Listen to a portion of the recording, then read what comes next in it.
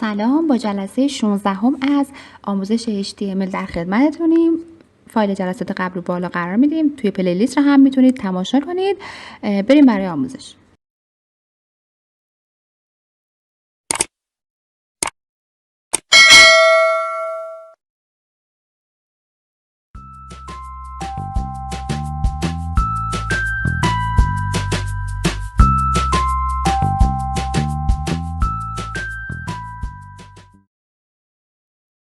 توی این جلسه میخوایم در رابطه با یه سری از قوانین که توی HTML وجود داره با هم صحبت کنیم که این قوانین شامل استانداردهای نامگذاری هستش و حالا یه سری اطلاعات این چنینی.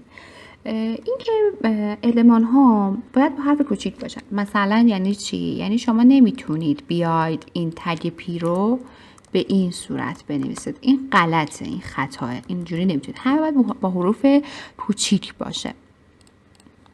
و صفت ها یا اتریبیوت ها با حروف کوچیک نوشته بشه. یعنی چی؟ صفت یعنی چی اصلا؟ یعنی همین src که اینجا وجود داره بهش میگیم اتریبیوت و مقداری که داخل این دابل کوتیشن قرار میگیره میشه اتریبیوت ولیو.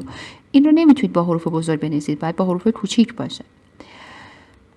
گزینه بعدی اینکه اتریبیوت ولیو ها حتما باید داخل دابل کوتیشن باشن به این صورت. یعنی این قسمت اتریبیوت ولیو باید داخل دابل کوتیشن باشه. اینجا اگه از اتریبیوت هیت استفاده کردم اتریبیوت ولیو رو نمیتونم بدون دابل کوتیشن قرار بدم.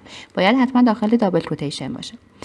صفت آلت در تصویر باید همیشه باشه. اسپیس زیاد نگذارید. بهتره اسامی عکس ها و فیلم ها با حروف کوچیک باشه. یعنی چی؟ یعنی اینجا اومدید مثلا الان عکسی رو میخواد استفاده کنید حروف کوچیک باشه. اگه از عکس اسم میوزیکی میخواد استفاده کنید حروف کوچیک قرار بدید، یا اسم فیلمتون حروف کوچیک باشه. از علامت های نمیدونم، حالا من این رو میام قسمت فلاور F2 رو میزنم، مثلا سعی کنید که از این علامت های ادساین و اسپیس و نقطه و نمیدونم آندرلاین و حالا اعداد و کلن کاراکترهایی که خیلی رسمی و ملموس نیستن استفاده نکنید.